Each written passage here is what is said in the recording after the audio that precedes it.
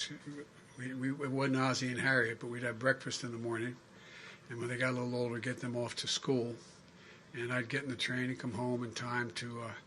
If I got home in time to have dinner, it was seldom I'd get home in time to have my dinner, and they'd save their dessert, and I got to see them, kiss them goodnight, and get in bed with them. And so it made me realize how difficult it is for the vast majority of people who need help. I was lucky. I had a mother who's nearby. A sister's my best friend who quit her job temporarily and moved in with her husband to help me raise my kids. But most people don't have that option. So I've been conscious of the concern and the lack of access and the lack of financial ability to have child care for a long time. And I want to thank the team here at the Capital Development Center for welcoming us today. And I want to thank the excellent Connecticut leaders you have here. Ned, you're one of the best governors in the United States of America. No, you really are. You really are, because you stand up for what you believe in and you don't back down. And Mr. Mayor, Luke is an Afghan war veteran. We were talking about all the work he's done with the former governor of Delaware, Jack Markell, now, who's placing Afghan refugees coming out of Afghanistan. And we're continuing to get people out. Thank you for what you do. I really mean it.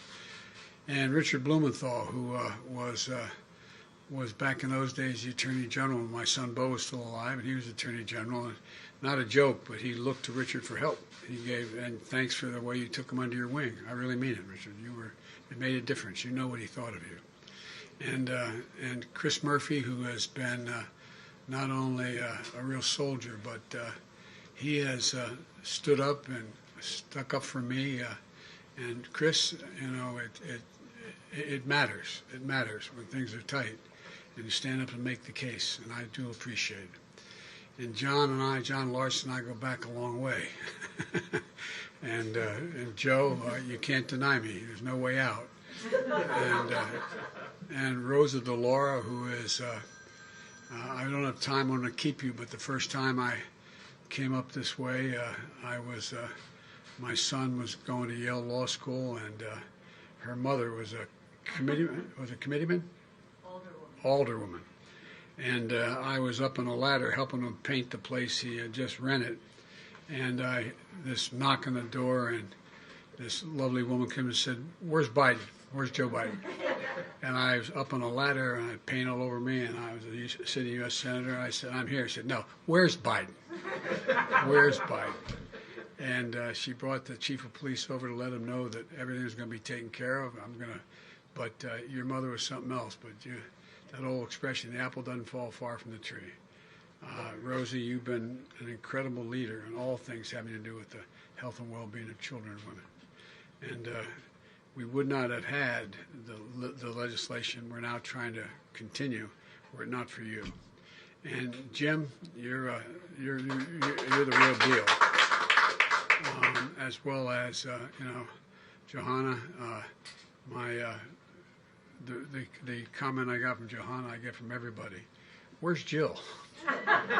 Where's Jill? I'm Jill Biden's husband.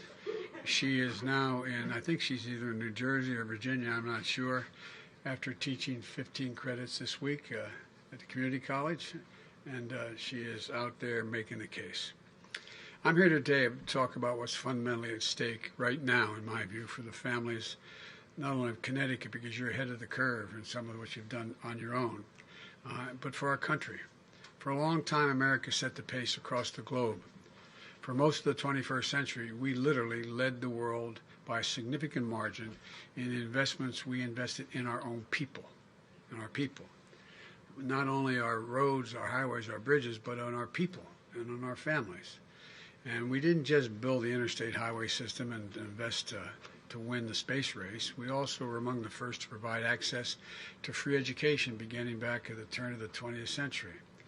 It was a distinction and a decision to invest in our children and our families, and it's a major reason why we were able to lead the world in the 21st century. One of the few nations in the world had universal education for everyone, beginning at what was then first grade. But somehow along the way, we sort of stopped investing in our people. Our infrastructure has fallen from the best in the world. According to the World Economic Forum, our infrastructure ranks 13th in the world. Roads, bridges, highway, a whole range of things. But just as important as the Organization of Economic Opportunity and Cooperation now ranks America 35 out of 37 major countries when it comes to investing in early childhood education and care. Say another way, the world's catching up and beginning to pass us. Jill has, my community college, Dr. Biden, has an expression she's used for real.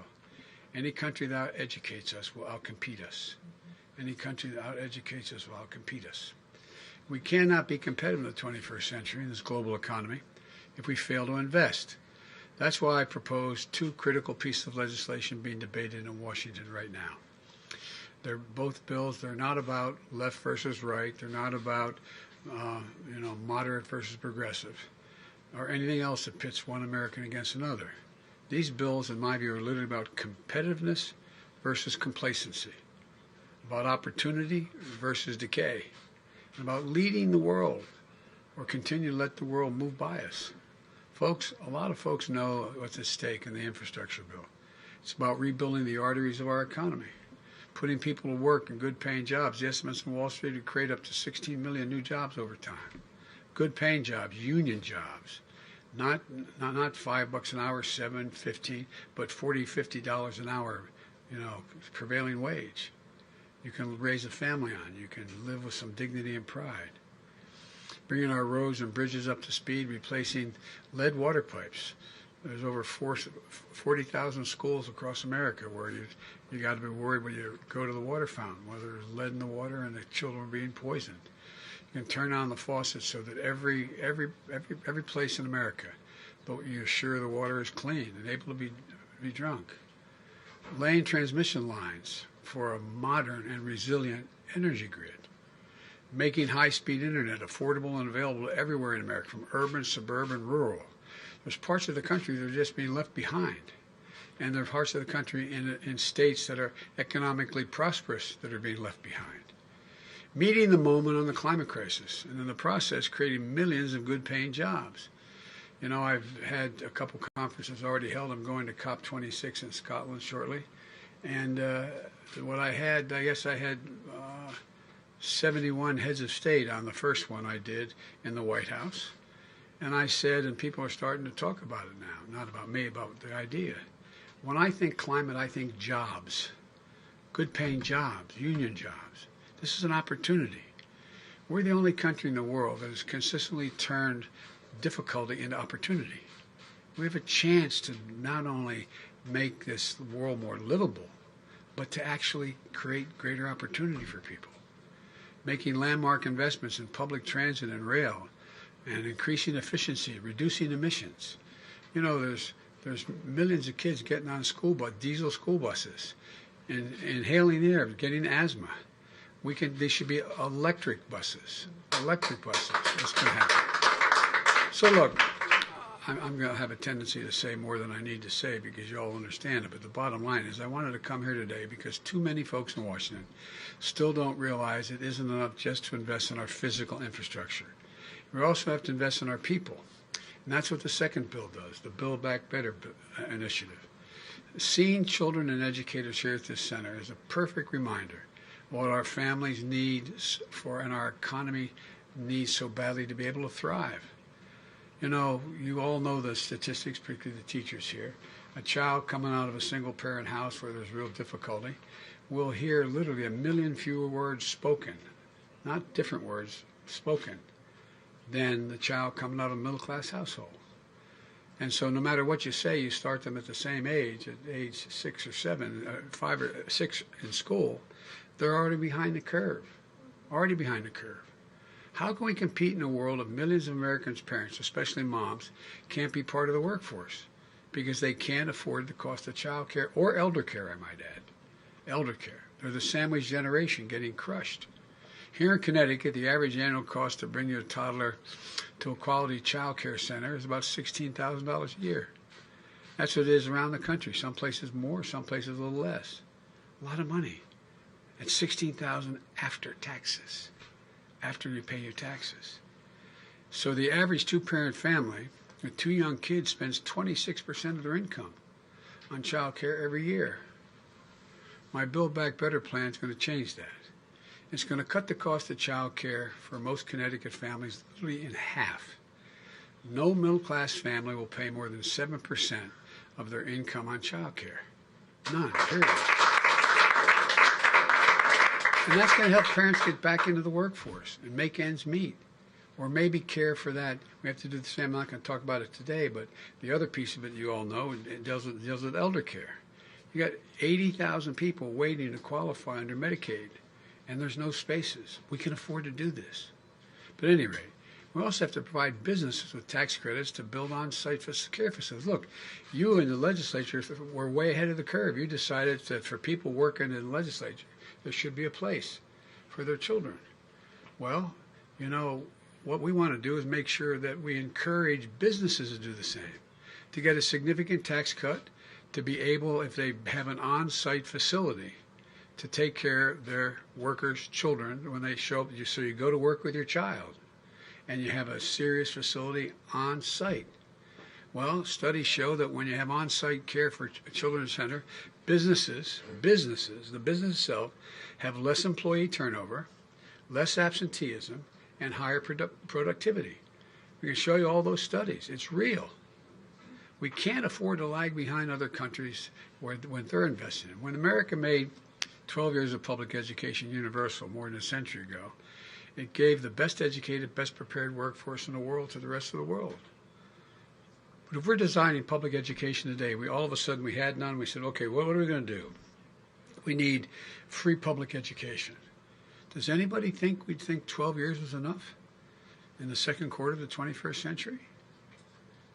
The fact is today only about half of 3- and 4-year-olds in America are enrolled in early education, childhood education like you're doing here.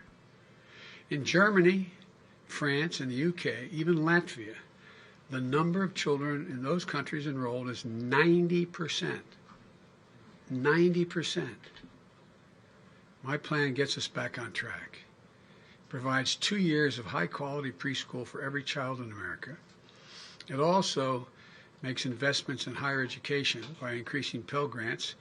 I don't know if I can get it done, but I also have proposed this free community college, like you've done here in the state of Connecticut, to help students from lower-income families attend community college and 4-year schools. And invest in historically black colleges and universities to make sure young people from every neighborhood have a shot at good-paying jobs in the future. We also extend this lady's child tax credit, which is finally a tax cut for the middle class. Now look, my friends on the other side never had any problem providing $2 trillion in tax cuts for the very wealthy. Look, I don't think you shouldn't be able to make $1 million or $1 billion. I'm a capitalist, but guess what? I'm also listed for 36 years as the poorest man in the Congress. But I make big money now. I'm a president. But all kidding aside, I don't think we should punish anybody, but just pay your fair share. Just pay your fair share. You know, the issue that has been championed by Rosa for years, in the past, if you paid your taxes and had an income high enough that you were able to take the $2,000 per child deduction, you could actually write it off your taxes. But how many families do you know of cops and firefighters and school teachers and what that don't pay that much in tax because they pay tax, but there's nothing? You say you're going to get $4,000 back for your kids. Well, you know, it's not refundable. Either it comes off your tax bill or you don't get it at all.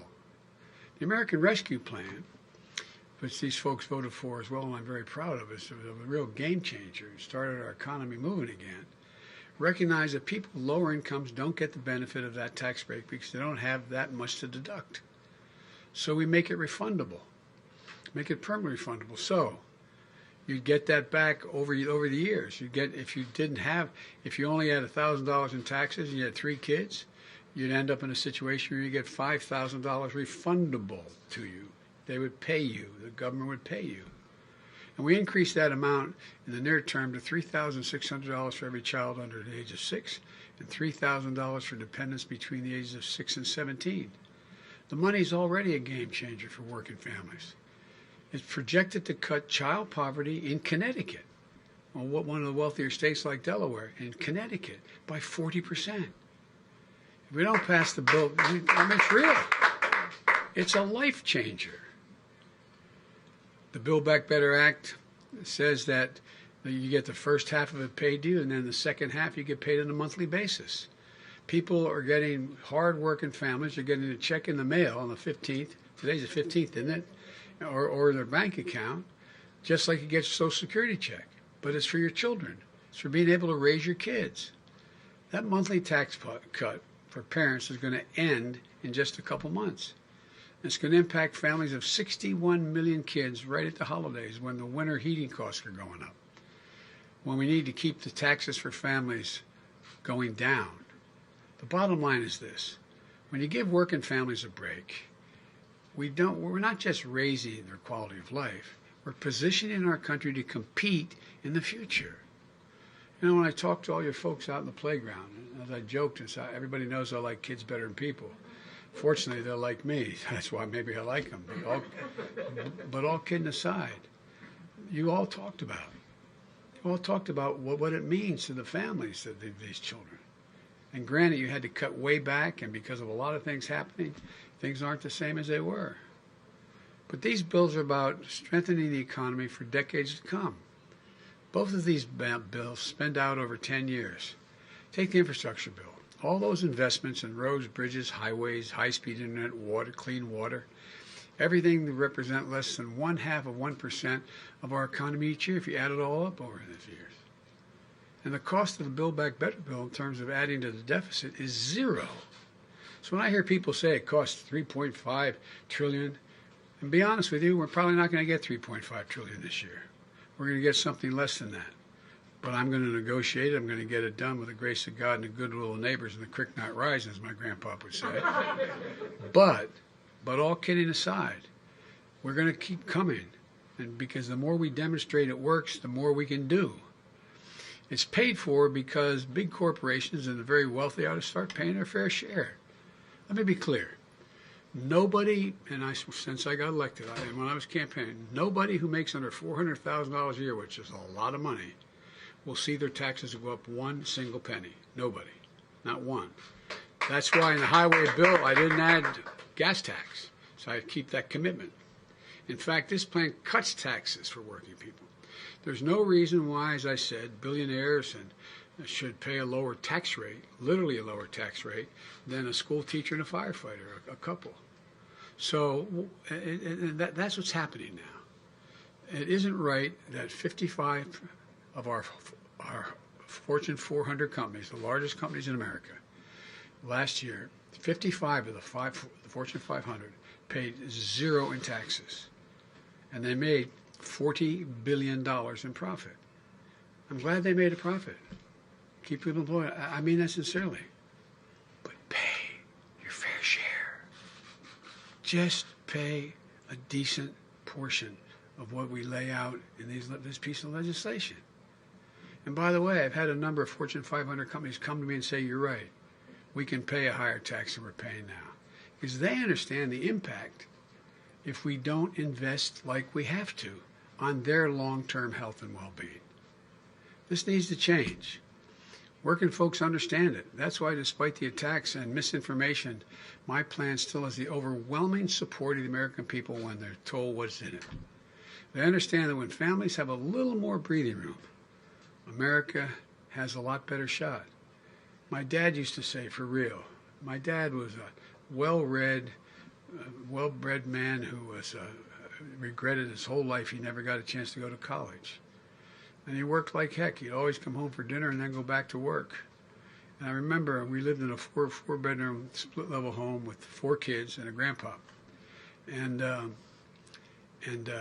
you know, my bed was against the wall where my parents' bed was against the adjacent wall. I remember one night, I could tell my dad was just so restless. I was in high school. The next morning I asked my mom, I said, what's the matter with Dad, Mom? She said, well, honey, his company just told him they're going to do away with health insurance. no health insurance. Well, you know what? My dad's not, we weren't poor. My dad made probably on average in those days $25,000 a year, which is a decent salary. But he used to say, everybody's entitled to just a little bit of breathing room. Just a little bit. A little bit of breathing room. You know, they know this is about dignity and respect. It's about building this economy from the bottom up and the middle out. I've never seen a time, and some of you may have, beyond my colleagues in the Congress, the press may have your master's or doctorate degrees in economics. Name me a single time in American history when the middle class was doing well that the wealthy didn't do very, very well. Name me a time. One single time in American history. So we're not hurting anybody. We're just making sure everybody gets a shot. Let me close with this. And this is not hyperbole. The world is watching. Autocrats believe that the world is moving so rapidly that democracies cannot generate consensus quickly enough to get things done. Not a joke. I've had hours and hours and hours of meetings and personal conversations with Xi Jinping. I spent more time with him, I believe, than any other world leader has when I was vice president and now on the phone. Every time he calls or we talk on this, it's a conversation between an hour and a half and 2.5 hours. Not a joke, my word.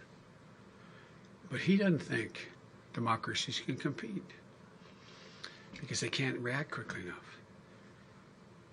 In my summit with Putin, Switzerland, they're betting democracies can't compete. We can't move quickly enough. I'm heading to the G20. Came back from the G7. You know how they measure? They don't measure us based on the size of our military.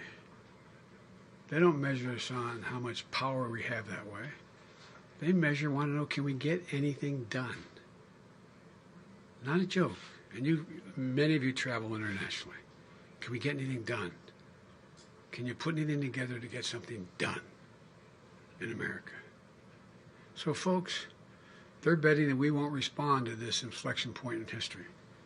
But I've always said, and I mean, some of you guys who work with me know this, I've said it 1,000 times, it's never a good bet to bet against the American people. Never a good bet. So it's time for us to invest in ourselves. Show the world that American democracy works. We've always led the world not by the example of our physical power, but by the power of our example. That's why the world has followed. And given us that half a chance, there's not a single solitary thing that we can achieve if we do it together. So I'm hopeful. There's a lot of questions the press is going to want to ask me, I know, about how are the negotiations going and how we're going to get this done and so on.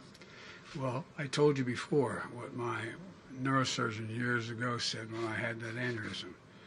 He said, your problem, and I was then a senator, your problem, Senator, is you're a congenital optimist. But I'm convinced we're going to get this done. I'm convinced we're going to get it done. We're not going to get $3.5 trillion. We'll get less than that, but we're going to get it. And we're going to come back and get the rest. So I want to thank you all, and God bless you. And I know you're asking about President Clinton. I've been exchanging calls. He seems to be, God willing, doing well. And so when I talk to him, I'll let you all know. But in the meantime, thank you for taking the time to be here. And I say this again, the press heard me say it, for all you elected officials, it's like a busman's holiday for you. Come to have to listen to another politician speak. But I am really, and I mean this without exception, I'm so proud to be associated with each one of you. You're honorable, decent, smart women and men, and there's a lot we can get done. So thank you very much. Thanks, everybody. I guess I'm seeing you.